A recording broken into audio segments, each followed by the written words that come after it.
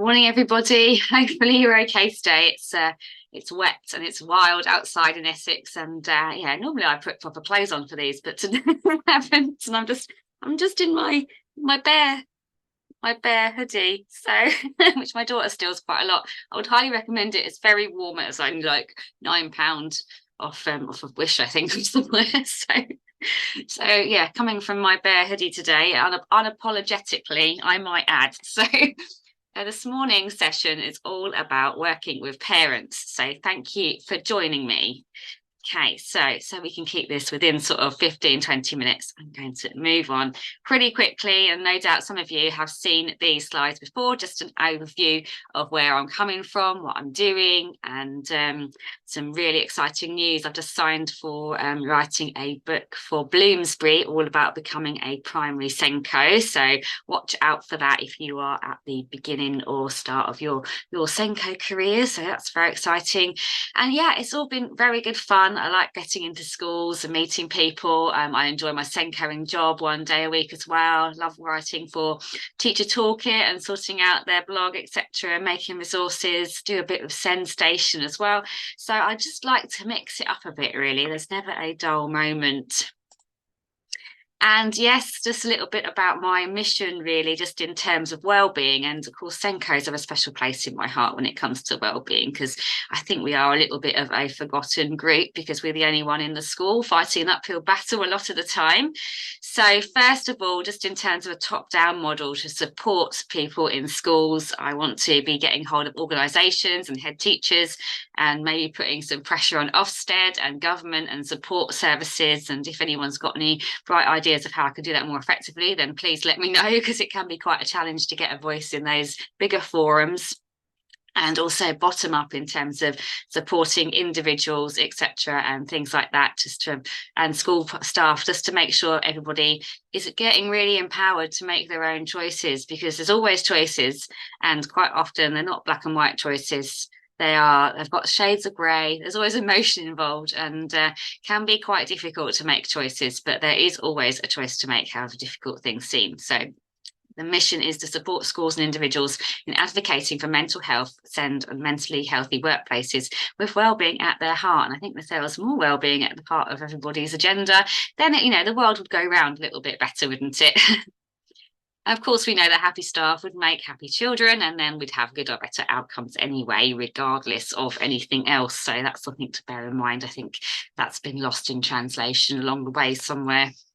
Okay, so moving on to parents now. These are some broad categories. So, it's going to be lots of shades of grey here, but I've kind of put parents into 4 distinct boxes. So you might recognise some of these characters. So we've got the parent with too much time on their hands. And I know I was a little bit like one of these parents when when my children, well, my son particularly, first started school, because I wasn't working as much because I had time off with my daughter, etc. So I had a bit more time on my hands. I got a lot more involved, and I just noticed that I was becoming one of those parents that was writing longer notes in the reading record. And I was like, oh, if I was a teacher of that child, I'd be like, go and get a job. So sometimes the parents with little too much time on their hands can often talk to you quite a lot about things. And then, of course, you've got the other end of the spectrum, the parent you never see. You try and arrange a Zoom meeting or an in-person meeting. You give them notice, they agree to come. They never turn up, and then, they're very difficult to find. So that's quite annoying when you've got some important things to discuss or decisions to make. The parent who's never happy, and they would argue that the sky is green, or maybe it is green, and all sorts of things that can upset them, and you're never quite sure in which way the conversation is going to go, but you're kind of always on your guard when you talk to them. And of course, you've got the parent that is 100% engaged and helpful and in a non-annoying and realistic sort of way. So we like those parents, and they can't do enough for you. They're big advocates for you and the school and their pupil, even though they've got additional needs. They're fighting their corner in a very positive manner and getting involved with everything, happy to come on school trips, all that sort of thing. So, and of course, between that lot, you've got everybody, haven't you, in one camp or another. So, there's a parent that wants updating every day, the parent who never attends anything, there's a parent who knows their rights and the law much more than you do, someone who are eternally grateful, and some who won't admit there's an issue or have misguided aspirations for a child. A parent who finds issues when they're not any issues, a parent who doesn't understand that their pupil does not need that much support in class. So, it's all of these things. And of course, I think sometimes the most difficult for me is the parent who wants their child to be in a specialist provision, and everybody knows that they should be in a specialist provision, but there's no funding or places, so you're left to support the child as best you can, which can be quite challenging as well. So I'm sure you're busy putting lots and lots of those parents in those boxes, and I always think, however difficult parents are, unless I've walked a year in those people's shoes, it's really, I shouldn't be judging at all where they're coming from. So, I always start every parental relationship with the idea that they are doing the best for their child, and they are the biggest advocate for their child, and they know their child best. So I am always trying to be led by them. And if I can build that relationship with them, and then it makes everything else a lot better. I mean, some parents have got their own school traumas as well, so are not that keen on actually engaging with school because they haven't had a very great time themselves. So yes, as I was saying, lots of barriers to parental engagement. There might be a lack of awareness and understanding in schools. They might have limited knowledge and understanding of SEND, for example, including specific needs and challenges that their child faces. I know I speak to a lot of parents that get put on these ADHD courses and think, oh, it's just some woman preaching to me about how my parenting's bad. So yeah, I can see it from the other side of things as well, that the support out there is not that great sometimes, even when they've got a diagnosis. You think the diagnosis is going to be a golden ticket to extra help, but actually it doesn't translate to much at all in real terms. Might be communication barriers with languages, cultural differences, or different communication channels can impede effective communication between school staff and parents as well. So it can be causing a lot of frustration for people with communication barriers. As I said, negative past experience of schools within the education system or feeling unheard generally kind of lead to lack of trust and hesitancy engaging with schools as well. So, it's quite difficult to break those barriers down sometimes. Time constraints, other responsibilities. Lots of parents have multiple responsibilities. They might have multiple children. They've got other appointments. They're trying to work. All sorts of things make it very difficult to engage in activities for their children. And I don't know about you, some of the schools I've worked in, it's all about children, unless it's your own children. So getting time off as a teacher is quite hard, isn't it, sometimes, to actually attend meetings for your own children, and other professions have the same problem as well. Inaccessibility of the school environment as well. So there could be some physical barriers, limited accommodation for parents with disabilities, if that's a problem as well. It can also hinder engagement also, and perhaps lack of transportation from an external perspective as well, getting to the school premises.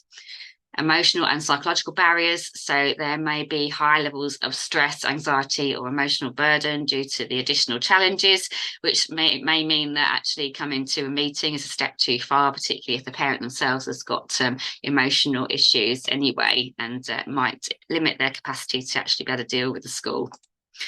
They might just lack a bit of confidence or empowerment. They might feel overwhelmed with the situation, and they may feel that they haven't got much ability actually to contribute to their child's education. I know a friend of mine, another child at her son's school, the parent knows that the child needs an HCP, but just hasn't got the capacity to be able to deal with it right now, and the school aren't being very supportive either. So if you think about how many children there are nationally in that situation where the parent just hasn't got the capacity to fight for their child at that time, so that can be quite a challenge as well.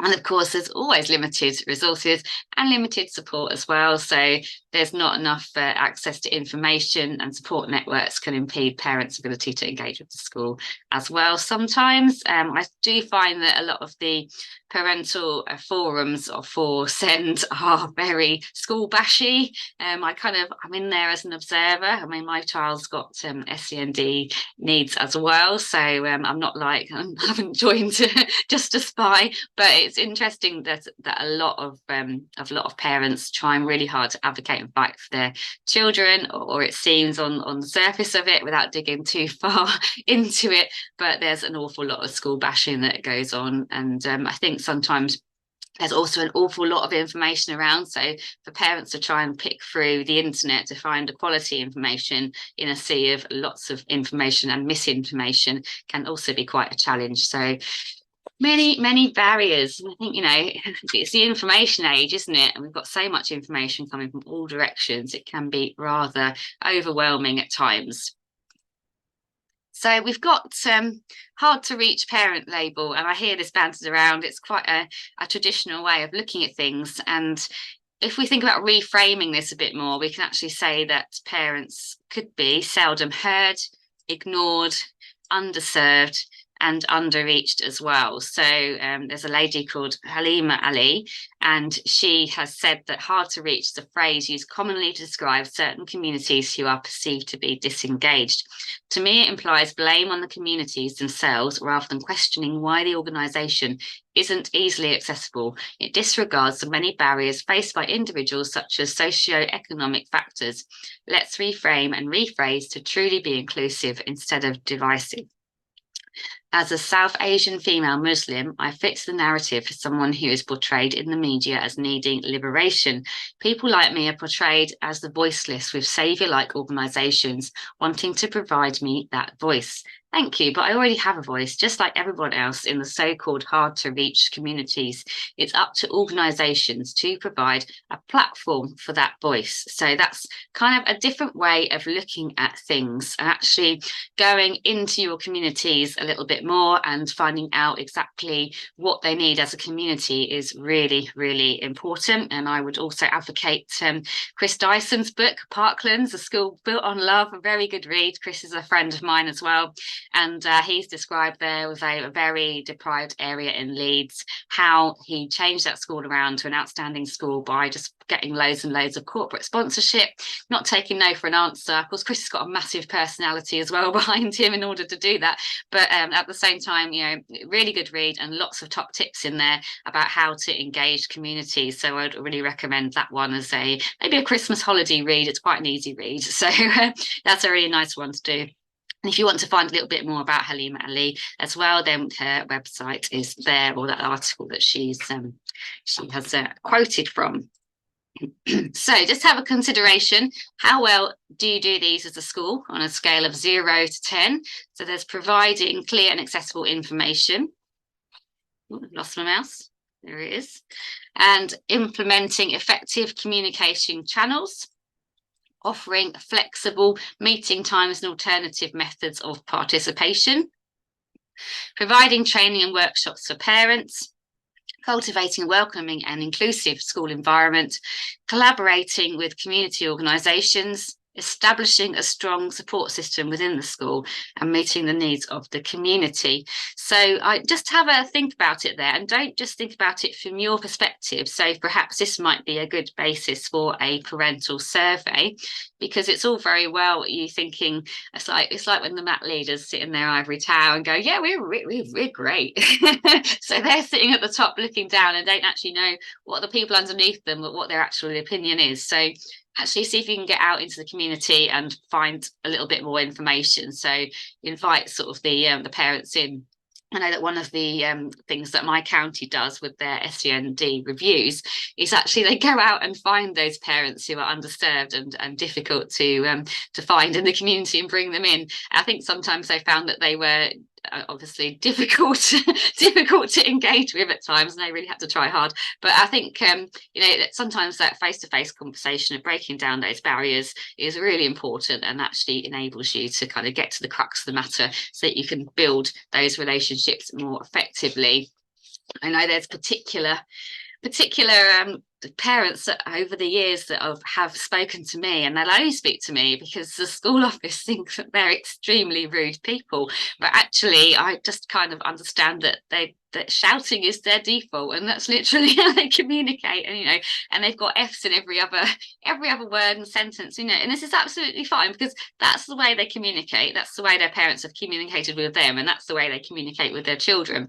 But if you take out all the F's and if you turn the volume down, then actually you'd have a normal conversation. So sometimes it's about filtering out what other people are hearing and just kind of getting to the crux of what they're saying.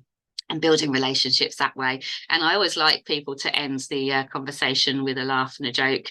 And but it doesn't always happen.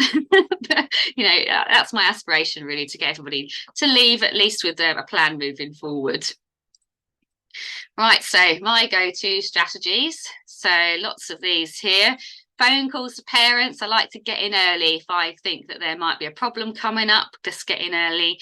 Phone them all at the beginning of term if you can. Something that came out of lockdown was the ability to phone them every week. So actually built up really good relationships with their parents, and it wasn't just about school things. It ended up being about their lives. They used to ask me advice for all sorts of random things, like their other child's big school and what they were doing there, and whether they need to go in and talk to teachers there. So all sorts of life advice, and it was interesting to get to know their family context a bit better, and it kind of made me a little bit more empathetic to their needs as well.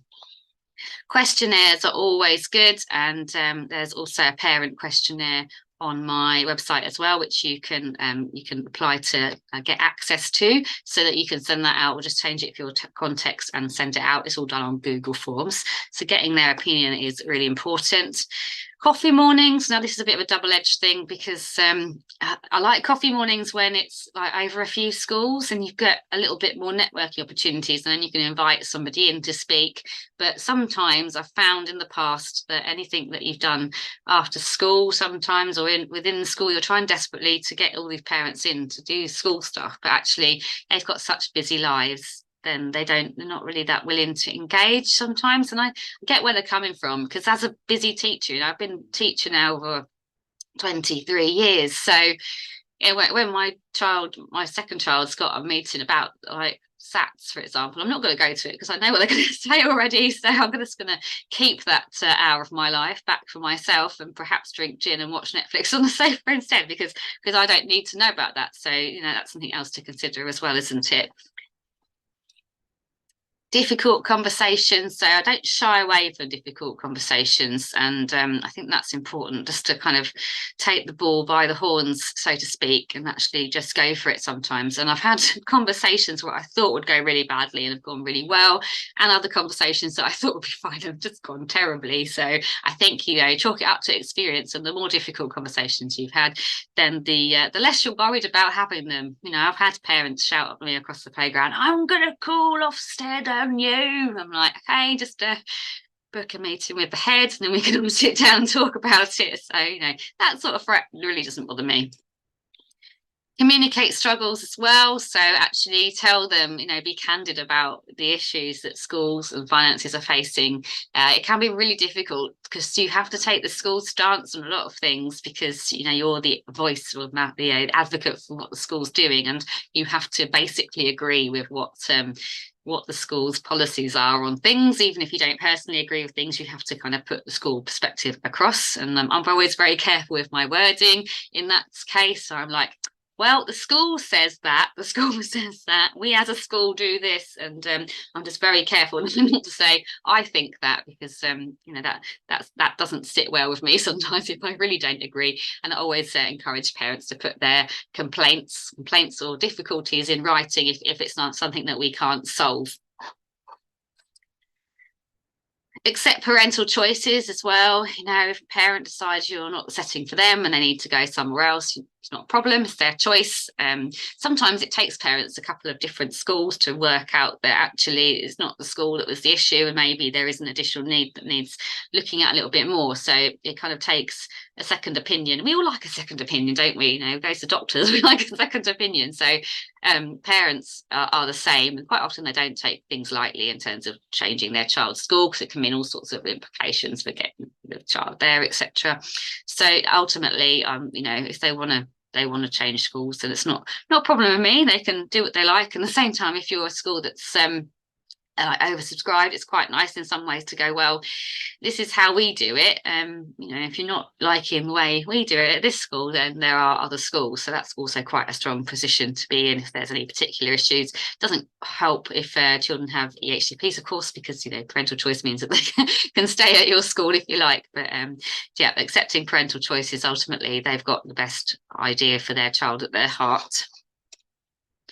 And of course, yes, as I said, school trauma, that's kind of a big one, isn't it? So just be aware that school trauma is kind of quite a big thing at the moment. So even if the pupil is not showing massive signs of school trauma now, just think fast forward to if they're in year 9, would they, do you think they might have an issue then? I was talking to a parent, they're like, oh, we failed our child, they said. I think we failed him. I'm like, he's 5. I don't think you failed him yet. You need to chill. So I said, oh look, this could go 2 ways. You could either we can get it looked at now, get the possible diagnosis. That will take 18 months to 2 years for anybody to see what the issues are, and either say there isn't a problem or is a diagnosis to be had, or they'll say no, there's nothing to worry about. So that's one thing, isn't it? But the two routes that I can see, the two extremes are people get support in one way. We support the child as much as we can, it goes really well, and then they have a wonderful school career and life. And then but the other end of the spectrum, we try and do the best for the people. They might have some difficult experiences in school, don't understand fully, they go to a different school that doesn't understand them, they start avoiding school, and then they have a significant amount of school trauma. So we don't want that scenario. So we need to do our best at sort of the early stages, rather than it's like being strategic, isn't it, not actually being reactive. So just making sure that we can do the best as we can just to nip those issues in bud, just particularly in terms of social emotional needs of pupils, to avoid that school trauma where possible, really. Okay, so any further challenges as well? So something worth mentioning is a few Senkos have voiced their thoughts about when they become Senkos. When you're a class teacher, you're showered with gifts every holiday and every Christmas, and this is all lovely. But when you come to become a Senko, suddenly you're like the stage crew and you're the lighting person, and suddenly you don't get anything. And I've had a few disgruntled Senkos on networks over the last couple of years going, well, I don't get anything. But I always look at it as not worrying about it. And I'd much rather have a nice card to say thank you than anything else, really, than a gift or anything like that. So we just we are the behind the scenes person, and if it's all going well, no one talks to us. But if it's all going badly, then we're the first person to be had a go at sometimes. So we're a perpetual middleman from that department. So I think if you just get used to not getting thanks, and that it's fine, and then you can just relish in the extra any thanks that does come. And I was talking to one of the ladies on a network yesterday, and I think she was saying something along the lines of, well, my pupils, they've come back to me at age when they're adults because the impact that I've had on their lives. I'm like, oh, that's lovely. But she said, well, they are kind of 16 when I teach them and support them, so they're much more likely to come back than, say, if you're an infant Senko. Well, they're going to forget you've existed quite soon, so it's unlikely that they'd come back and as adults and say, oh, you made a massive impact on my life. So it's a different context as well, isn't it? Letting off a bit of steam, of course. So we all let off steam. We have to let off steam as Senkos, parents have to let off steam, your head teacher has to let off steam, all sorts of things. So it's just lots of issues where we all have to have a little bit of steam letting off at some point. And if parents are letting off steam at me, I just let them get on with it, and then they normally feel better once they've been listened to. So just hear them out, let them shout, let them have a little swear in ideally a nice quiet space in the school where no one can overhear. And there's always that occasion where you get that ranty parent in the school office shouting at the school office staff, and if you can get that one inside in a quiet space and just let them feel heard. It might have been that 85 other things have gone wrong that morning, and this really was the last straw. So it's not an excuse for poor behaviour from that parent's perspective, but if you can support them with their regulation strategies, then that's always a good thing as well. And of course, from running on from that, you need quite a thick skin, because quite often parents aren't appreciative of all the effort you put in. And I know Senko's put in a huge amount of effort, and parents don't appreciate this sometimes, what goes on behind the scenes, and they're not happy sometimes, and it is soul destroying because you have tried so hard. So that thick skin is really important, because it's quite often, it's never personal, it's just the way it is sometimes. So developing that thick skin is a bit easier once you've been doing it a few years, definitely. And also, of course, when you agree with them, as I said earlier, you sometimes agree with what the, the parent says. And you're like, oh.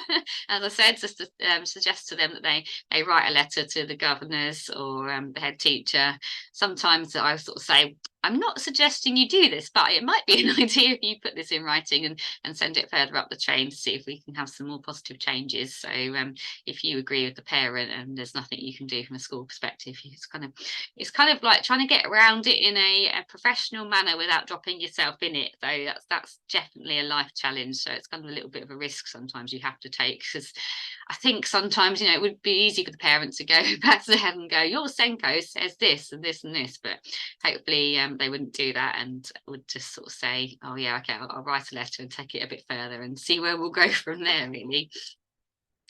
And of course, you need to ask for help as well. If there is a particularly difficult parent, feel free to say that you refuse to meet with them on your own. And there's nothing wrong with that. And if you don't feel comfortable with a parent, then refuse to meet with them and get head on board. And if they are being abusive and rude, etc., then you can have extra things done. So some parents are not allowed on school sites, for example, just because of the way they have behaved. So that is something else to bear in mind as well. Okay, so some top tips for difficult conversations. So you might need to steer it in the direction that you want it to go. This can be quite a challenge sometimes. I find myself steering conversations normally because I'm looking at my watch thinking, oh gosh, I've got another meeting in 10 minutes. So always remain polite and calm, even if everything's going off around you. Recognise that parent has their child's best interests at heart. So that's quite important as well. Acknowledge that the parent is the person that knows the child best, so you can actually have a think about that and just consider that they've got the best interests of the child at their heart. Let them know that you understand that they are frustrated and would like to help. So it's important to say where the parent is coming from, really. Affirm that that no one advocates for their child better than a parent. Suggest that they make an appointment another time with another SLT member as well, if that is needed.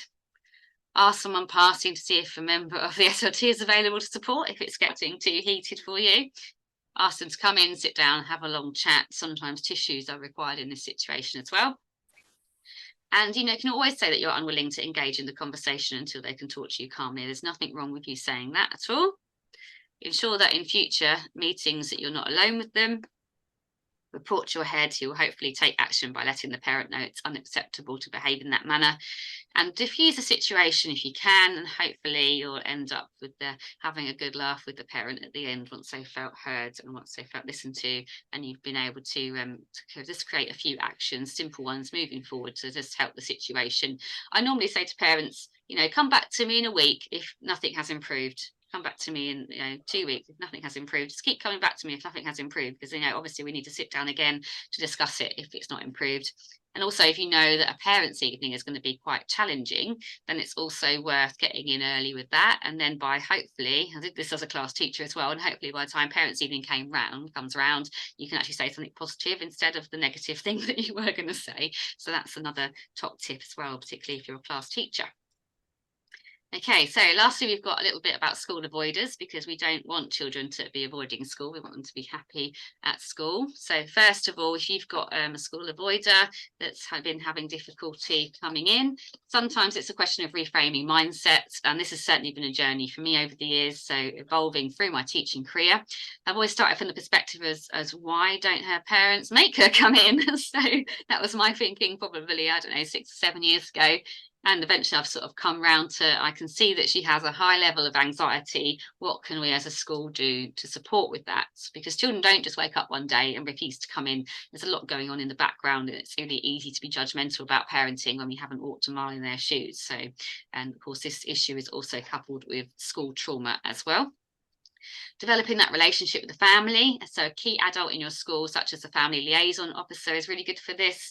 You as well, or an adult that the child responds well to, should pursue regular contact with the family several times a week, and because they need to know that you are on their side. So even if the people's not on in school, then you still need to have that regular contact.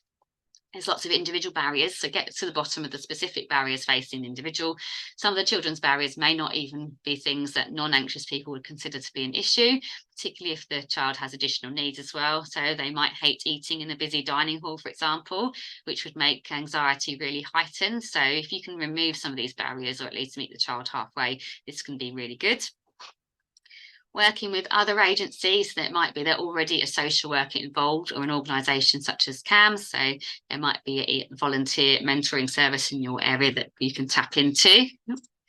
Home learning, so consider setting some home learning, nothing too arduous, no marking involved, just something that sends the message to the pupil that the school cares about their learning and are worried that they are missing it. So maybe a project on their favourite animal, or something that they're interested in that would be really useful, like Minecraft, for example. Start that transition back to school. So this needs to be really well planned and done sensitively. A clear timetable agreed by the school, family and child. Consider their morning routine. Can they come in a different door? Can they come in at a different time to avoid the rush? Can they have a key adult to greet them and settle them in? A part-time timetable would be appropriate. And of course, you need to speak to your LA about implementing that as well. Classroom amendments, a safe space to retreat, a homeschool communication book as well. And it might be that you have a very slow transition back to school. So you might just, in terms of their first day, they might just drive to the end of the driveway. The second day, they might come into the school car park. The third day, they might just go into the office and say hello to the office staff. So very, very slow transition back to school is really important. Get them on the SEND register if they're not on it already, even if they're at age-related expectations or above. They clearly have underlying SEMH needs and have missed a chunk of the curriculum, and they're clearly not ready for learning moving forward. So they definitely need to have one planning in place and IEPs with targets around socialisation and managing their anxiety, and just consider what regular provision and intervention you can provide, even if it's just a regular check-in with a key adult of their choice.